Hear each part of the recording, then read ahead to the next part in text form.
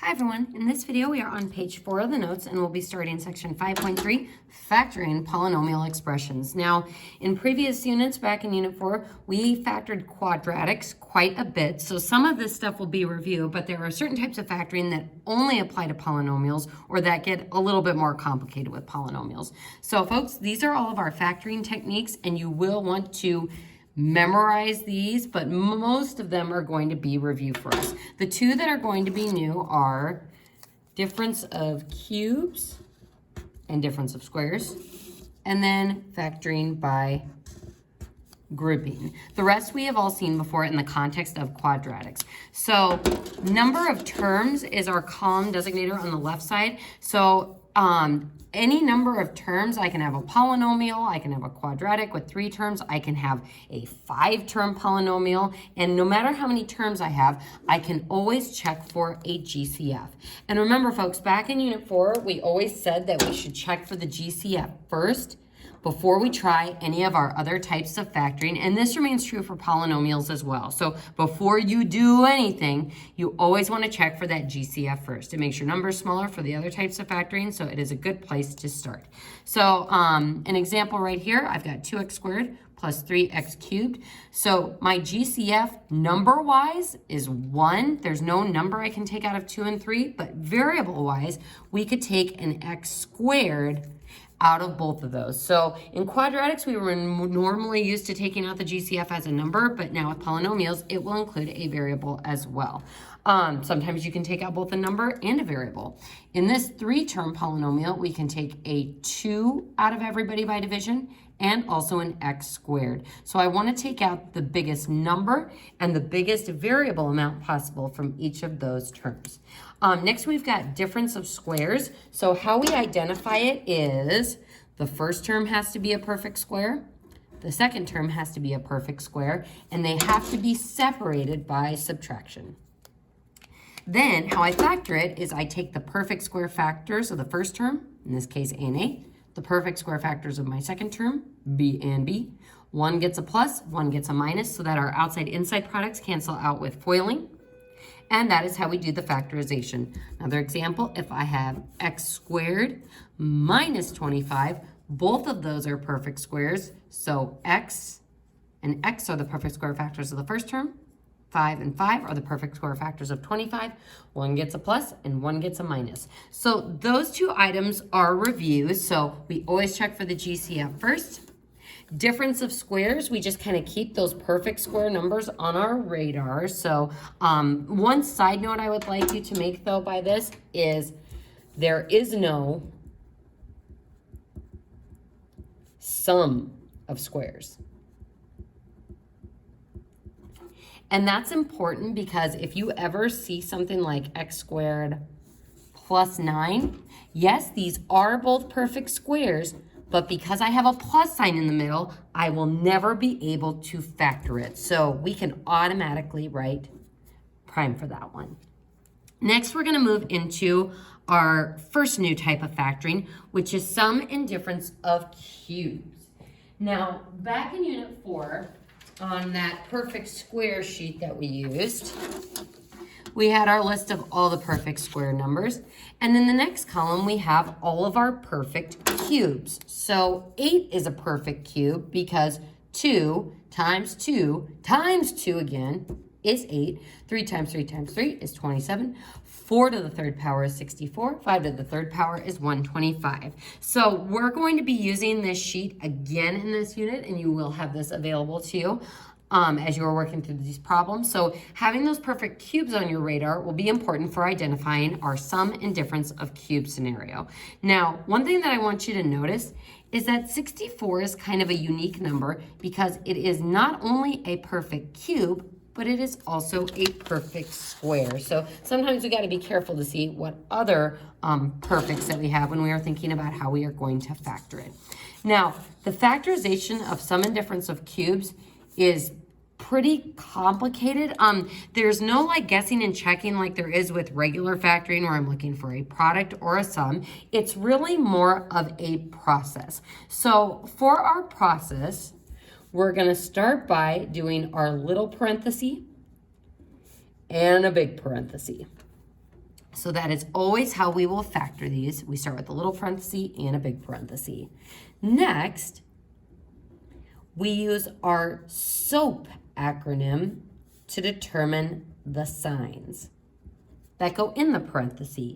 The S part of SOAP stands for same, the O for opposite, and the AP stands for always positive. Same, opposite, always positive. So from there, step 3 is we follow this layout if it's sum and difference of cubes, or that layout if it's sum of cubes, and this layout if it's difference of cubes as far as what goes where. I personally don't really like using this formula. Instead, I think of it as more of a visual process that starts to come easily to you the more that you practice it. So we're gonna go ahead and skedaddle on down to problem 8, where I've got x cubed plus 8. Now, before I do anything, I'm gonna check for a GCF first. Is there something I can take out of x cubed and 8? No, there is not. So we're gonna go ahead and see what we notice about these two items. X cubed is definitely a perfect cube. Is 8 a perfect cube? Yes. We can see this on our perfect cube sheet. There's 8. And what cube gives me 8? 2 does. And actually, folks, we're going to write a step 0 before we even do our little and big parenthesis. We're actually going to start by rewriting as the bases cubed. So rewrite as bases cubed. So what does that mean? So first we identify this, that it is the sum of 2 perfect cubes, and I want to rewrite this as the 2 bases that are being cubed. So what cubed gives me x cubed? Well, just x. But what cubed gives me 8? The answer is 2. So you'll notice in this formula up here that everything in the factorization is based off of A and B, which are the bases that we are cubing to get those perfect cube items. So it's not going to be based off of the x cubed and the 8. It's going to be based off of the x and the 2. So that's our step 0, is rewriting it as the bases being cubed. Now, step 1 is we're going to kind of make the skeletal structure of the factorization. A little parenthesis and a big parenthesis. And I've kind of made this obnoxiously big on this one, but that's okay. So our little parenthesis is this first one, and our big parenthesis is this one. So the little parenthesis will always have a binomial in it, and the big parenthesis will always have a trinomial in it. So we've got our little parenthesis and our big parenthesis. Next, we are going to decide on the signs using the SOAP acronym. So the S tells us the sign in the first parenthesis. The O and the AP tell us the 2 signs we need in our second parenthesis. So the S stands for same, meaning same as the sign that we have between the perfect cubes. So this is a plus between our cubes. So a plus goes in that first parenthesis. So same as the sign we have. Opposite of the sign we just wrote. And make sure you leave enough space in front of that sign to write your first term. And then always positive, you guessed it, always positive. So SOAP, same, opposite, always positive. Same, opposite, always positive. So that is how we start this process. So we first rewrite the bases that are being cubed, little parenthesis, big parenthesis, and then our SOAP acronym.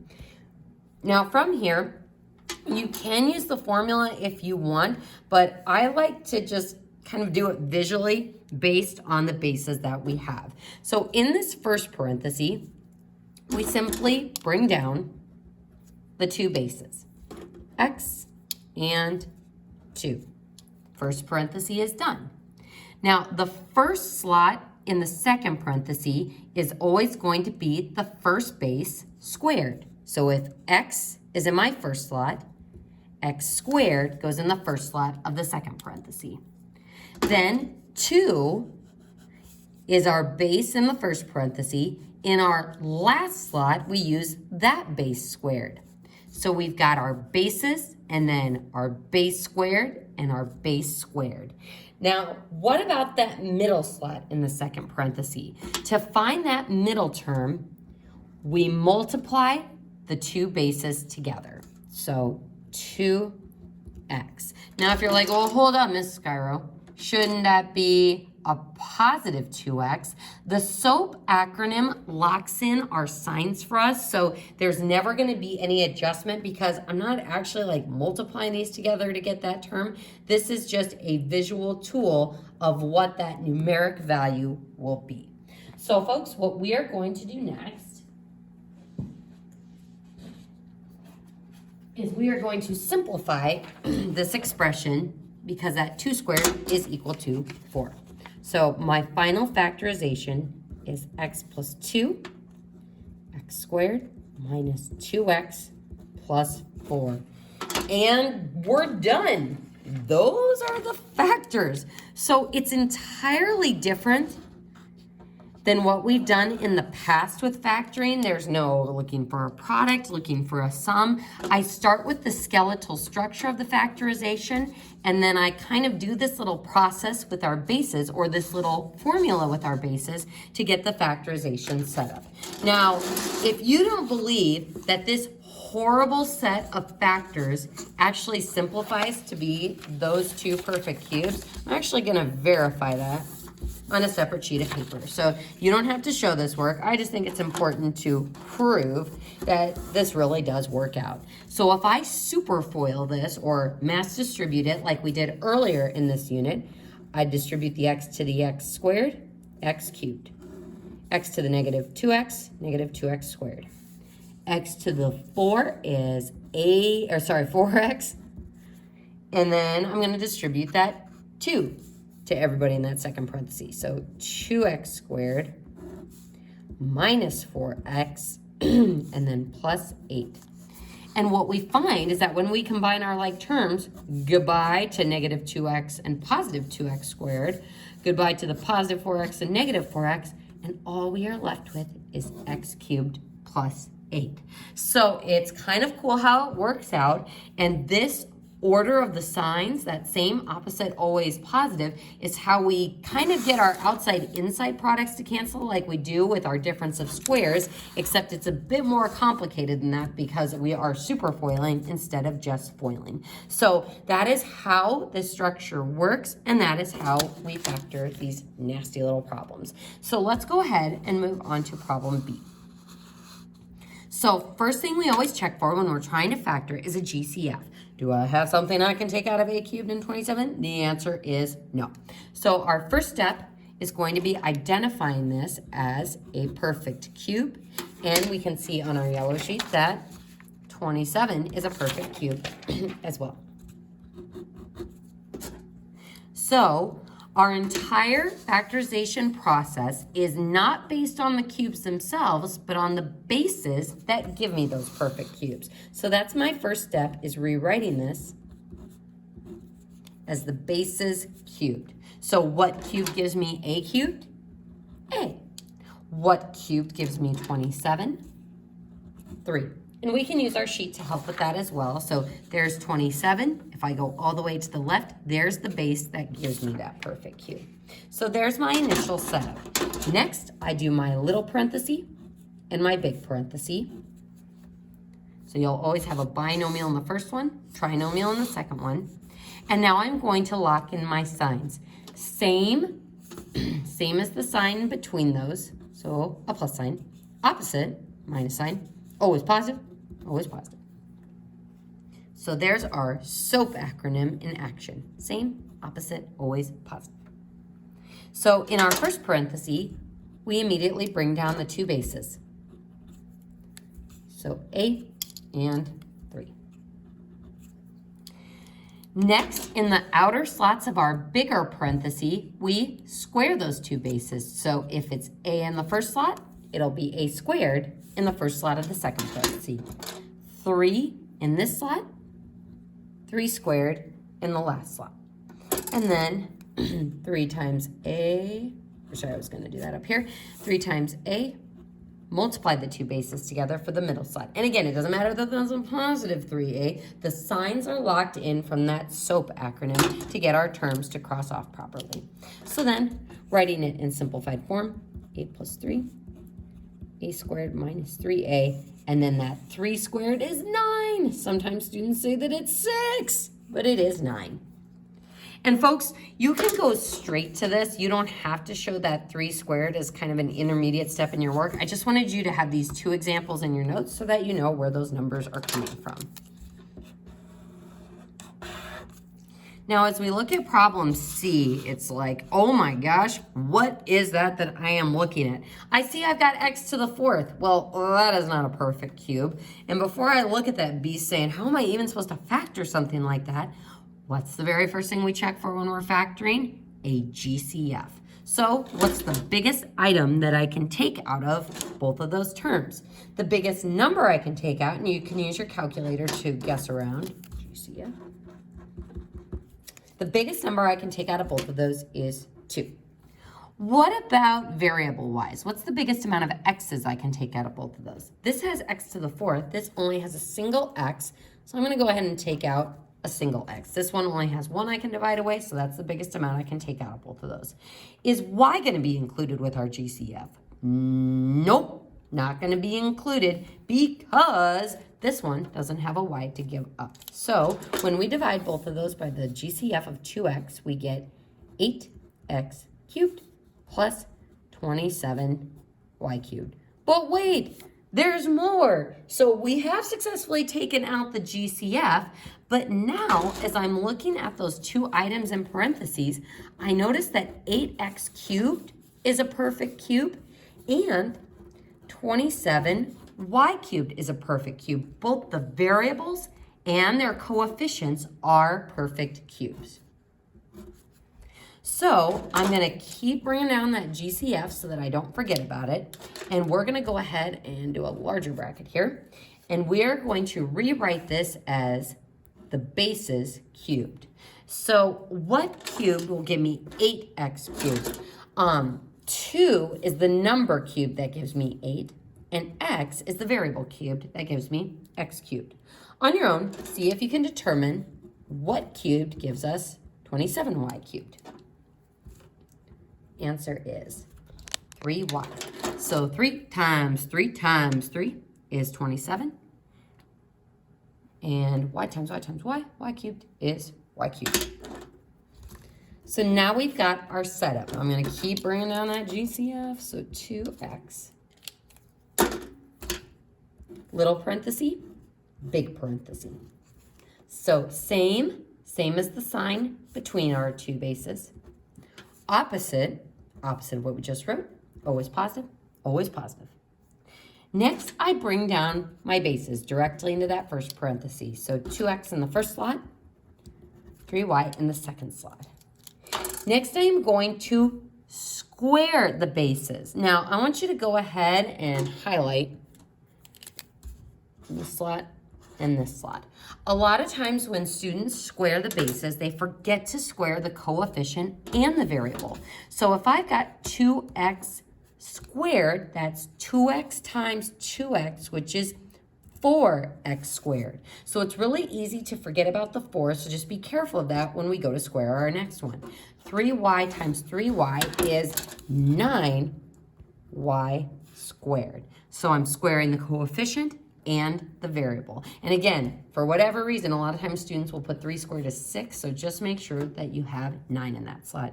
And then for my middle slot, we multiply these 2 terms together, so the bases times each other, and that gives us 6xy.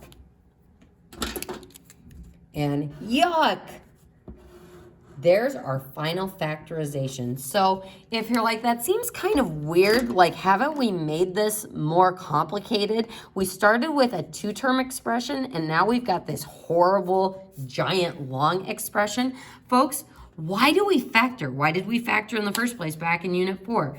Factoring leads to solving, it leads to x-intercepts, and it leads to solutions. And remember, folks, factoring, even this factoring, is better than using the quadratic formula. Excuse me. So that is why we are doing the factoring. The last thing that I wanted to mention on these problems while we're on the subject of quadratics is if we go back to this one, it's like, wait, is there a way? Sorry. Is there a way that we can factor this, a product of 4 and a sum of -2? There's actually a rule about the quadratic that you get here. And we're going to go ahead and write this above. The quadratics that you end up getting, or sometimes end up getting, because technically this has y with it and isn't a regular old quadratic, but the quadratic type items that you get in the second parenthesis will always be prime. So it's not even worth our time to attempt to factor these because they will always, always, always be prime or non-factorable. So that's kind of nice because once you factor something as sum and difference of cubes, you are done. You can't factor it any further. And that concludes examples A through C.